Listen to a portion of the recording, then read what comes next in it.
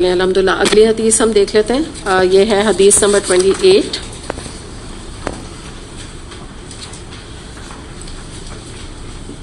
Page 42 ہے.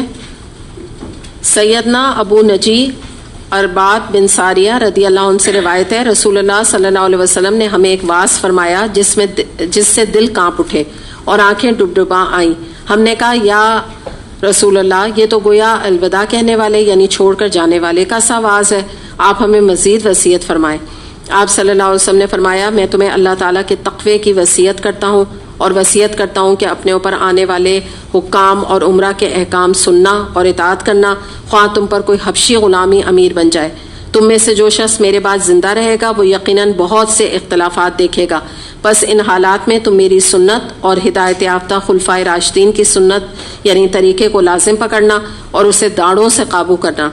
دین میں نئے نئے کاموں کے ایجاد کرنے سے بچ کر رہنا، کیونکہ دین میں ہر نیا کام بدعت ہے اور ہر بدعت گمراہی ہے. یہ ابو داؤد اور ترمذی میں یہ حدیث آتی ہے.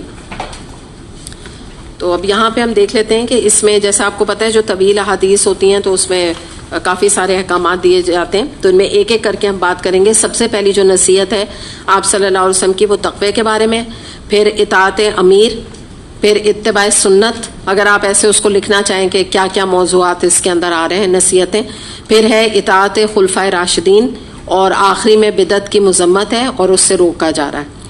تو سب سے پہلا ہم لیتے ہیں جو اس میں نصیحت آپ صلی اللہ علیہ وسلم کی آ رہی ہے، اب وہ ہے تقوی کی. تقوی پہ ہم اولدو بہت زیادہ اور کافی دفعہ حدیث میں بات کر چکے، تو اس میں ہم سورہ انفال کی آیت نمبر 49 سے تقوی کو سمجھ لیتے ہیں کہ اللہ تعالیٰ نے اس میں فرمایا کہ اگر تم اللہ سے ڈرو گے تو وہ تمہیں فرقان کرنے والی بصیرت عطا کرے گا اور تم سے تمہاری برائیاں دور کر دے گا اور تمہیں بخش دے گا، اور اللہ بڑے فضل والا ہے. اب یہ جو یہاں پہ ورڈ آ رہا ہے نا کہ اگر تم اللہ سے ڈرو گے یعنی اللہ کا تقوی اختیار کرو گے تو تمہیں کیا ملے گا؟ فرقان. ٹھیک ہے، فرقان کا مطلب کیا ہوتا ہے؟ حق اور باطل کو واضح کرنے والا.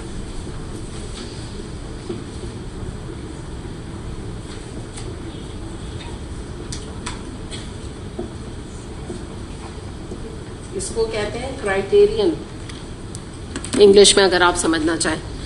تو اب یہاں پہ دیکھیے تقوی کی یہ اہمیت ہے کہ جو نبی کریم صلی اللہ علیہ وسلم نے ہمیں نصیحت کی. ویسے ہم نے تقوی کو اور ڈفرینٹ اینگل سے دیکھا ہے، آج ہم اس آیت کی روح سے اس کو سمجھتے ہیں کہ جب انسان اللہ کا ڈر اختیار کرتا ہے اور اللہ کے ڈر سے، محبت بھرے ڈر سے اور اپنے برے انجام کے ڈر سے اللہ کی طرف جب قدم بڑھاتا ہے تو اللہ تعالیٰ اس کو بطور نعمت، بطور انعام ایک مومن کو کیا دیتا ہے؟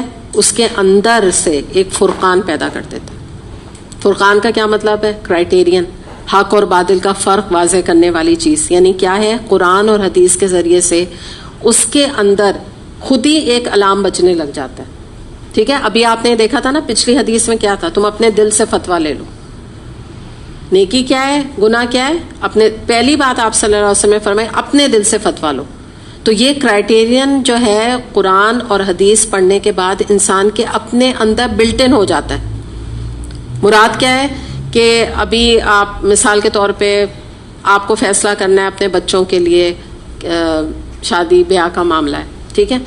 اب آپ کے اندر کرائٹیرین آ گیا نا. اب آپ کو دیکھنا ہے کہ مجھے کس طرح کرنی ہے نا، سادگی کے ساتھ کرنی ہے، اسراف نہیں کرنا، میوزک پارٹی نہیں رکھنی، کوئی وہ نہیں بلانے میوزک کے وہ کون ہوتے ہیں، میوزیکل نائٹ نہیں کرنی، قوالی نائٹ نہیں کرنی. یہ کرائٹیرین آ گیا ہے نا آپ کے اندر. کوئی کنفیوژن نہیں ہے، کوئی شک نہیں ہے، آپ کو شک کی گنجائش ہے ہی نہیں آپ کے اندر، کیونکہ یہ بلٹ ان کرائٹیرین ہے. وجہ کیا تھی؟ کہاں سے بات شروع ہوئی؟ تقوی سے. پہلے آپ نے اللہ کا ڈر اختیار کیا، جب اللہ کا ڈر اختیار ہوا ہے تو کرائٹیرین آپ کو ملے گا. تو پتہ کیا چلا کہ یہ کرائٹیرین یا یہ فرقان جو ورڈ ہے نا، یہ ایسے چلتے پھرتے روڈوں پہ سب کو نہیں مل رہا ہے. جیسے وہ والی حدیث میں نے بتایا تھا کہ ہر ایک فٹ نہیں آتا، اسی طرح یہ کرائٹیرین بھی نہیں ملے گا. یہ شرط کے ساتھ یہ کرائٹیرین ہے. تو کوئی یہ کہتے ہیں نا ہم گھر میں بیٹھے ہم بڑے مسلمان ہیں، ہمیں بڑا پتہ ہے، ہم نے بڑی تفسیریں پڑھی، ایسے نہیں مل جاتا. تو الحمدللہ یہ جب حق اور باطل میں جب فرق آپ کو واضح ہو جاتا ہے تو دیکھیں ایک چیز آپ مجھے بتائیں، جو شک ہے نا آپ بھی مجھے بتائیے, جب انسان کو کسی چیز پہ شک ہوتا ہے اور کسی چیز پہ اطمینان ہوتا ہے, تو ان دونوں کی کیفیات میں کیا فرق ہوتا ہے؟ جب شک ہوتا ہے تو کیا ہوتا ہے طبیعت میں؟ بے چینی, ٹھیک ہے نا, اور بے سکونی, ڈبل مائنڈیڈ, کنفیوژن. اچھا, یہ چیز اعصاب پہ کیا اثر ڈالتی ہے؟ نیگیٹو, ٹھیک ہے نا, اسٹریس ہوتی ہے, اینزائٹی ہوتی ہے, انسان پریشان ہو جاتا ہے. اچھا, اب آپ بتائیں کہ جب یہ کسی بھی حکم پہ اللہ کے اگر انسان کا وہ نہیں ہمیں کہتے شرح صدر ہوتا ہے, شرح صدر کا کیا مطلب ہوتا ہے؟ سینہ کا کھلنا, وہ ہوتا ہے. تو پھر کیا کیفیت ہوتی ہے؟ اطمینان قلب. تو یہ وہ انعام ہے جو اللہ تعالیٰ اپنے ان بندوں کو دیتا ہے جب وہ اللہ کا ڈر اختیار کرتے ہیں. اچھا دیکھیے, اللہ کا ڈر کہاں سے شروع ہوا ہے؟ آپ یہاں پہ قرآن پڑھنے آئے نا, میں مانتی ہوں یہ بات, آپ اللہ کی محبت میں آئے, یہ تو میں مانتی ہوں. میں آپ سے سوال کروں گی, آپ سب یہی کہیں گے, ٹھیک ہے. لیکن آپ آج جان لیں اور اس بات کو سمجھ لیں کہ اندر کہیں, آپ کے اندر کہیں اللہ کا ڈر بھی ہے کہ نہیں ہے؟ بتائیے, آپ زیادہ بہتر بتا سکتے ہیں. بتائیے کتنے لوگ یہ سمجھتے ہیں ہم اللہ کی محبت میں آئے ہیں, اور کتنے لوگ یہ سمجھتے ہیں نہیں ہم اللہ کے ڈر سے آئے؟ بتائیں. نہیں, پہلے بتائیں, محبت بتائیں. اچھا, صحیح ہے, فرین صحیح کہہ رہی ہے. موسٹلی تو یہی ہوتا ہے. اگر مجھ سے یقین کریں, مجھ سے کوئی پوچھے نا, میں پہلی بات یہی کہوں گی, پہلی بات میں یہی کہوں گی. آلدو شاید مجھے پتا ہے میں ڈر ہے, لیکن میں اس کو آئیڈینٹیفائی نہیں کر پاؤں گی, بلکہ کب تک نہیں کیا. سچی بات یہی تھا ذہن میں نا کہ بس اللہ سے محبت ہے بھائی بس, لیکن ایکچولی اللہ کا ڈر ہے جو آپ کو لایا ہے اندر ہی اندر. دونوں چیزیں ملی ہوئی ہیں, ٹھیک ہے نا. اکیلا یہ معاملہ نہیں ہوتا, یہ اندر ہی اندر آپ کے ہے, آپ آئیڈینٹیفائی نہیں کر پا رہے. بالکل, اس کی ناراضگی کا جو بھی آپ کہہ لیں نا, وہی یہ بھی آپ نے بہت اچھا کہا کہ یہ چیز بھی ایگزیکٹلی ضروری نہیں کہ ایک آپ کے کوئی اللہ نہ کرے اللہ تعالیٰ کا کوئی ایسا وہ بنا ہوا ہے کہ ڈر رہے ہیں, یہ نہیں ہوتا. وہ آپ نے بہت اچھی بات کی کہ اللہ کی بالکل جس سے محبت ہوتی ہے پھر انسان اس سے ناراض نہیں کرنا چاہتا, اور یہی حقیقت ہے, لیکن ہم اسے آئیڈینٹیفائی نہیں کر پاتے. میں اپنے کو بھی قوم میں سچ آپ کو بتا رہی ہوں کہ میں نے کب تک یہ تو احادیثیں اور اس طرح کی جب انسان قرآن پڑھتا ہے نا تو اس کے اوپر یہ چیزیں آشکارا ہوتی ہیں, اس کو ان ڈیپتھ پتہ چلتا ہے کہ یہ کون سا راستہ ہے نا, میں اس پہ کیوں چل رہی ہوں, کیا وجہ ہے جو چل رہی ہوں, جب اپنا انٹروسپیکشن کرتا ہے. ورنہ بیسکلی تو ہم بس اتنا سمجھتے ہیں اور اپنی ریلیشن شپ اللہ سے اتنی رکھتے ہیں کہ بس اللہ آپ سے محبت ہے, لیکن ایکچولی ہمیں یہ اپنے کو آئیڈینٹیفائی کر کے اور یہ اویئرنیس ہونی چاہیے, اور یہ اس بات کو قبول کرنا چاہیے کہ اللہ تعالیٰ میں آپ سے ڈرتی ہوں. اس چیز کو ایکسیپٹ کرنا چاہیے کہ اللہ تعالیٰ مجھے آپ کا ڈر بھی, اور یہ بات اللہ کو پسند ہے. تبھی تو آپ دیکھیں نا اللہ تعالیٰ فرما رہا ہے کہ جو مجھ سے ڈرے گا تو میں اس کو کرائٹیرین اندر پیدا کروں گا. تو دین میں بہت ساری چیزوں کی ریئلائزیشن اور آئیڈینٹیفیکیشن آپ کو with the passage of time ہوتی ہے. جتنا آپ گرو کرتے ہیں دین میں, جتنا آپ کا ایمان خالص ہوتا ہے اور رادت پختہ ہوتا ہے, اتنا آپ کو چیزوں کی سمجھ آتی ہے. جتنا آپ شروع میں نیو ہوتے ہیں نا, جس کو کہتے ہیں نئے دین میں آتے ہیں, آپ کو اتنی ساری چیزوں کی سمجھ نہیں آتی. تو یہ تو ایسا علم کا راستہ ہے, اور قرآن ایسا سمندر ہے, آپ یقین کریں کہ انسان جو ہے نا پوری زندگی بھی اس میں لگا دے, کھپا دے. بڑی تفسیریں لکھنے والے تفسیریں لکھ گئے, اور وہ کہتے ہیں بعد میں کہ حق تو یہ حق ادا نہیں ہوا. 6-8 جلدوں کی تفاسیر لکھی ہیں کہ ہم دیکھ کے امپریس ہوتے ہیں کہ واہ کیا کام کر کے گیا, لیکن وہ اپنے کو کہتے ہیں ہم نے کچھ بھی نہیں حق ادا کیا, ایک آیت کا بھی حق ادا نہیں کیا. بڑے عالم جو ہیں وہ آپ ان کی لیکچر سنیں, وہ اپنے لیکچرز میں کہتے ہیں کہ ہم کچھ بھی نہیں کہہ پائے اس کے اوپر, آلدو آپ سر ڈھونڈ رہے ہوتے ہیں کہ کیا بات انہوں نے کہی, لیکن وہ خود کہتے ہیں کہ اصل ہم ابھی اس کو نہیں پہنچ سکے, اس کی ڈیپتھ کو.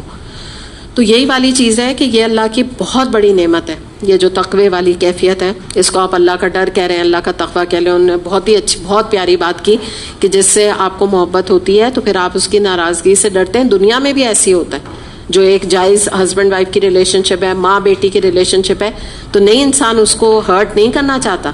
جس بیٹی کو اپنی ماں سے محبت ہے وہ کبھی اس کی نظروں میں بری نہیں بنے گی, کبھی بیڈ بکس میں نہیں آنا چاہے گی, کیونکہ وہ محبت کرتی ہے. تو یہ انعام ہے جس کا ہم نے ذکر کیا. اور ایک اور بات اس کو سمجھ لیجئے گا کہ دوسرے لفظوں میں نا یہ جو کرائٹیرین ہے, دراصل اس کو میں آج آپ کو ایک اور انکشاف آپ کو ہوگا. ایکچولی یہ گائیڈنس ہے, دس از گائیڈنس, ٹھیک ہے, یہی تو ہدایت ہے. یعنی جب انسان اللہ کا ڈر اور تقوی اختیار کرتا ہے بس اس کو ہدایت مل گئی. جب ڈرا وہ ڈرا اور اس نے اپنا عمل بدلا. ظاہر ہے جب ڈرے گا پر ڈرے گا تو نہیں نا, خالی عمل بدلے گا. جب عمل بدلے گا یہی ہدایت ہے. تو دوسرے لفظوں میں یہ اللہ یہ جو ہدایت ہے یہ بھی اللہ کے ڈر کے ساتھ مشروط ہے, اسی کو ہدایت ملے گی انشاءاللہ. اچھا دوسری بات کیا ہوتا ہے کہ جو میں نے آپ کو یہ بھی کہا نا اطمینان, تو اس کو آپ ایک اور جو سورہ فجر میں آتا ہے نا نفس مطمئنہ, یا آپ چاہیں تو اس کو یہاں یہ بھی لکھ سکتے ہیں. یہ انسان کا نا نفس بن جاتا ہے جب اللہ کا ڈر اختیار کرتا ہے, اس کو کرائٹیرین مل جاتا ہے, اس کو حق اور باطل کا فرق پتہ چل جاتا ہے. ہر وقت وہ دوسروں سے فتوے نہیں مانگتا رہتا. وہ جو نبی کریم صلی اللہ علیہ وسلم نے فرمایا نا مت لو کس سے فتویٰ, اپنے دل سے لے لو, تو واقعی اسٹیج آ جاتی ہے. خود ہی میں نے بھی آپ کو بتایا نا کہ جب کرائٹیرین آ گیا تو اتنا انسان نا سوال نہیں کرتا, پھر اس کو ضرورت نہیں ہوتی سوال کرنے کی.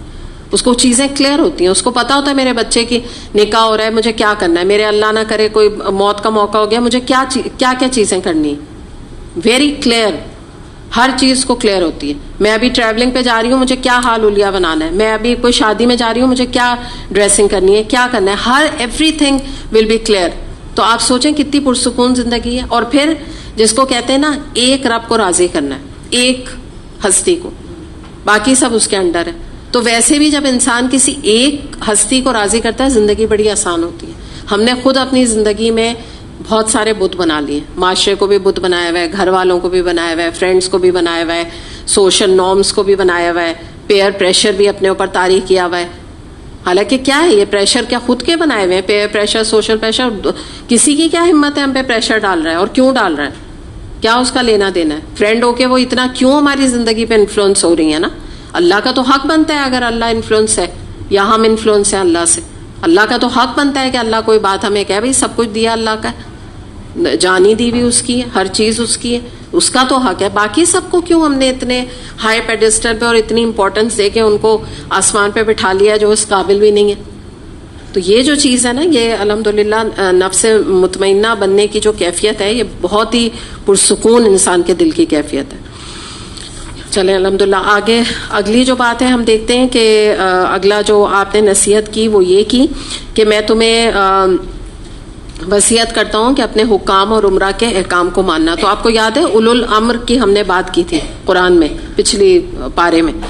تو اس میں جو بات ہم نے جب کی تھی تو اس میں نے آپ کو اس وقت بھی یہ بات میں نے آپ کو بتائی تھی کہ اللہ اور رسول کی جو اطاعت ہے نا وہ تو مستقل ہے اور غیر مشروط ہے, اس کے ساتھ کوئی شرط نہیں ہے. یعنی ہر صورت میں ہمیں اللہ کی بھی اطاعت کرنی ہے اور رسول کی بھی. لیکن اولو الامر جو کہ ایکچولی حکمران ہوتے ہیں ان کی جو اطاعت ہے وہ غیر مستقل اور مشروط ہے.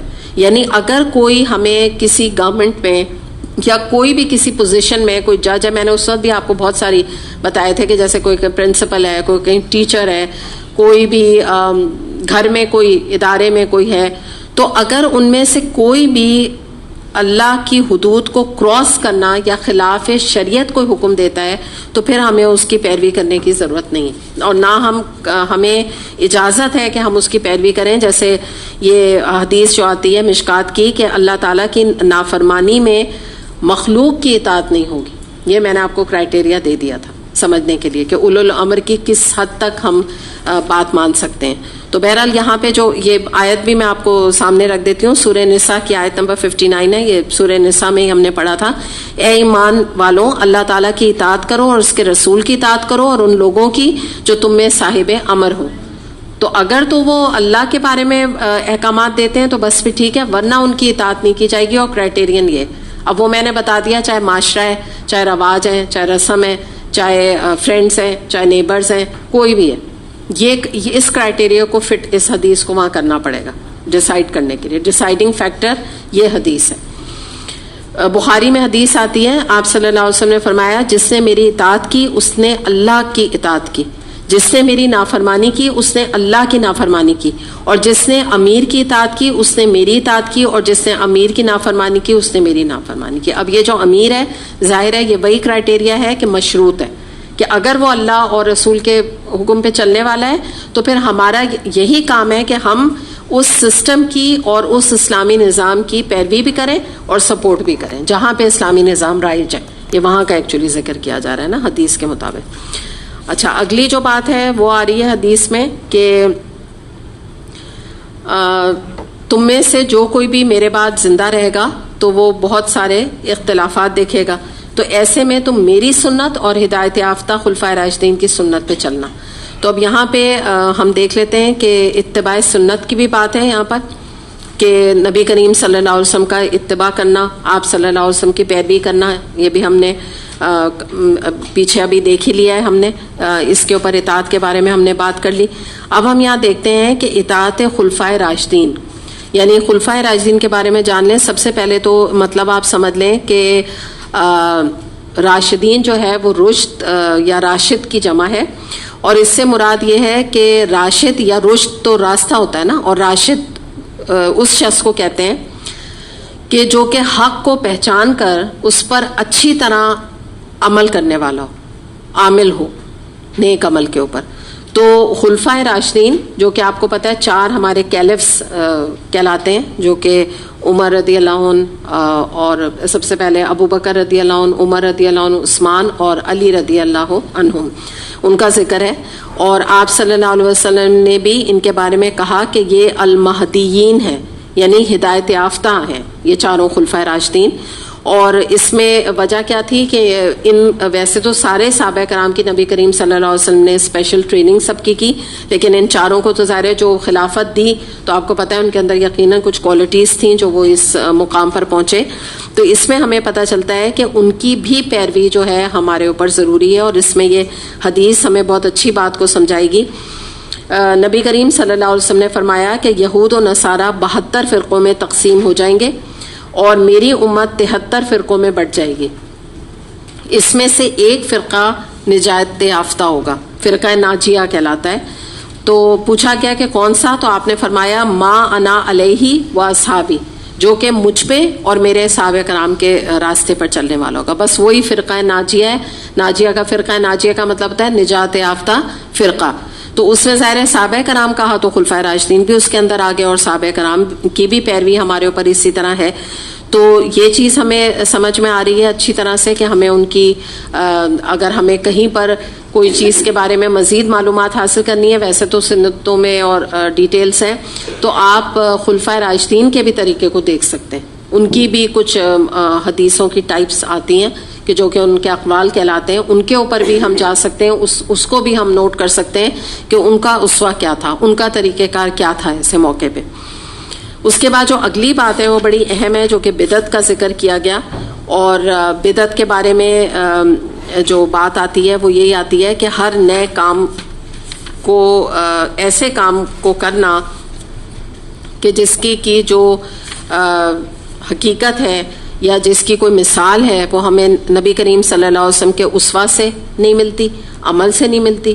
اس کے بعد آپ کے بعد ازواج مطہرات سے نہیں ملتی کہ کبھی انہوں نے یہ کام کیا، یا صحابہ کرام سے نہیں ملتی، یا خلفائے راشدین سے نہیں ملتی.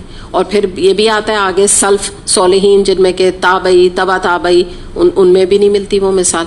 تو اب ان میں سے اگر کوئی کام آج وہ کرنے لگ جائے گا اور اس پہ ایک اور ترہ یہ یا ایک اور اس میں مسئلہ یہ کہ اس کے ثواب بھی اس کو سمجھ کے کرے گا، تو پھر یہ کام ہی جو ہے وہ دراصل بدعت کہلاتا ہے. کیونکہ اس کو کہتے ہیں خیر القرون، یعنی صحابہ کرام کے بعد بھی جو زمانہ آیا، تبع تابعی اور تابعی تک جو زمانہ تھا، اس میں بھی وہ کام نہیں ہوا. تو پھر اس کی دلیل کہاں سے آئی ہے؟ اس کا مطلب یہ تو بہت بعد کے بعد کی کام ہے. لوگوں نے ان کو ایجاد کر لیا، جن کو لوگ بزرگ کہتے ہیں یا آبا و اجداد کا نام دیتے ہیں. اور یہاں پر آپ دیکھیں کہ نبی کریم صلی اللہ علیہ وسلم نے بھی یہ بھی تو جو بات فرمائی نا بڑی اہم، کہ تم اس کو نا اپنے داڑوں سے مضبوط پکڑنا. تو اگر آپ عربک میں دیکھیں نا تو نواجس کا ورڈ ہے، نواجس داڑ. تو یہ جو داڑ ہے نا یہ کوئی بالکل آخری کے داڑ ہیں جس کو ہم عقل داڑ کہتے ہیں، بالکل آخری میں ہوتے ہیں نا. بعضوں کے عقل داڑ بہت نکلتی بھی رہتی ہے، بالکل اینڈ میں یہاں پر ہوتی ہے. تو یعنی کہ مراد یہ ہے کہ اتنی سختی کے ساتھ تم ان سنتوں کو پکڑ کے رکھنا، اتنی سختی کے ساتھ. یعنی کہ جب آپ کو پتہ ہے نا جب جتنی پیچھے ہوگی اتنی گرپ اچھی ہوگی نا. سامنے اگر کوئی دانت ہوں گے تو کوئی چیز بھی نکل کے سلپ بھی ہو سکتی ہے، اس لیے نواجس کا ذکر کیا عربک میں. تو مراد یہی ہے کہ تمہیں کیا ضرورت ہے کہ تم ادھر تلاش کر رہے ہو ہدایت، ادھر تلاش کر رہے ہو، اس کے طریقے کو دیکھ رہے ہو، فلاں بزرگ کے طریقے کو دیکھ رہے ہو، تم اطمینان قلب، وہی جو بات ابھی نفس مطمئنہ بن جاؤ، بس تم اتنا، قرآن تو ہے آف کورس ہے، لیکن تمہیں کیا کرنے کی ضرورت ہے؟ نبی کریم صلی اللہ علیہ وسلم کے طریقے کو دیکھ لو اور صحابہ کرام کے طریقے کو دیکھ لو، خلفائے راشدین کے طریقے کو، بس تمہیں ہدایت مل جائے گی، وہی کام درست ہے۔ تو اب بدعت کے بارے میں بھی آپ دیکھ لیجئے جو کتنی سخت یہ حدیث ہے، جس میں ہمیں پتہ چلتا ہے کہ دین میں نئے نئے کام ایجاد کرنے سے بچنا، کیونکہ دین میں ہر نیا کام بدعت ہے اور ہر بدعت گمراہی ہے۔ اور ایک اور حدیث میں ہمیں پتہ چلتا ہے کہ گمراہی آگ ہے یا آگ تک لے جاتی ہے، ایک اور حدیث ایسی ملتی ہے، اس میں تھوڑا سا آگے تک بھی ہے۔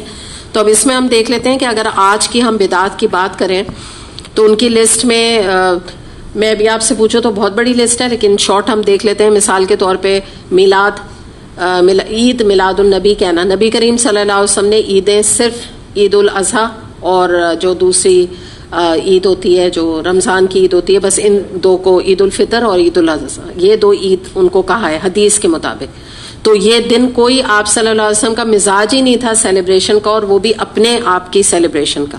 آپ صلی اللہ علیہ وسلم نے تو ہمیشہ جو ہے وہ فخر کو پسند اپنے لیے کیا، تو آپ کہاں سے سیلیبریٹ کرتے نا؟ خود بھی مزاج بھی نہیں مانتا، نبی کریم صلی اللہ علیہ وسلم کا مزاج ہی یہ نہیں تھا، تو ہمارا بھی دل نہیں مانے اگر ہم یہ سوچیں کہ آپ صلی اللہ علیہ وسلم، دیکھیں نا برتھ ڈے کا تصور کیا ہوتا ہے، جو ہمارے ہاں آج ہم بچوں کی یا لوگ معاشرے میں کرتے ہیں، بچے کیک کاٹ رہے ہیں، ایک ہنگامہ ہے اور سیلیبریشنز ہیں، ہم تصور بھی نہیں کر سکتے نبی کریم صلی اللہ علیہ وسلم سے اس چیز کا۔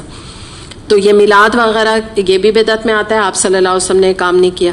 پھر اس کے بعد کنڈے وغیرہ جو آپ نے سنے ہوں گے، امام جعفر کے نام کے منت مان کے یہ کرنا، تو یہ چیزیں تو ویسے ہی بات کی ہیں، امام جعفر تو بات کے ہیں، پہلے کے تو نہیں نا، تو یہ تو پہلے کام کبھی بھی نہیں ہوا، یہ بھی نیا کام ایجاد کر لیا گیا۔ 11ویں شریف یہ بھی پہلے کبھی نہیں ہوا، یہ بھی نیا کام ہے۔